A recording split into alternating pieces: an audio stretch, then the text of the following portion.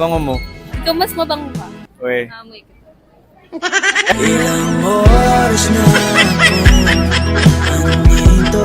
Naniniwala ka pa sa concept na ligaw? Depende. Kasi minsan mas makikilala mo yung guy kapag kayo na mismo. Kasi minsan yung ligaw, pakitang tao pa eh. Ang ganda nung sinabi mo ah. Oo, may point ka doon. Diba? Pag naging kayo na, tapos nagkakilala yung family mo na lumalabas yung totoong ugali.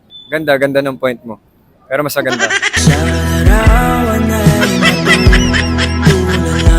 Ano mas gusto mo? Papaalam na, liligawan kita, or hindi na, wala nang ganon-ganon? Hindi na yung ligaw, pero gusto ko may catch up pa rin bago maging kami. Hindi naman sobrang tagal. Parang getting to know Oo, stage. getting to know. Paano tayo mag-get to know ba? Di ko maiwasan pag lumasdan na yung larawan. Paano ba sa'yo yung getting to know? Date, ganon, banding. Bonding, tapos. Kasi ako, nire-respect ko yung kung ano yung pinagbibisihan mo. Kung para sa future mo, busy ka, okay lang. Kung kailan ka lang free, doon ako. Oo, kasi busy ako para sa future natin. O sige, pagandaan natin. Ay, okay. Ikaw lang ang gusto tignan. Ano yung hinahanap mo sa isang guy? Wala. Pag kasi tinamaan ako, yun na yun eh. Kung kunwari, liligawan kita, ano mas gusto mo matanggap? Rose o chocolate?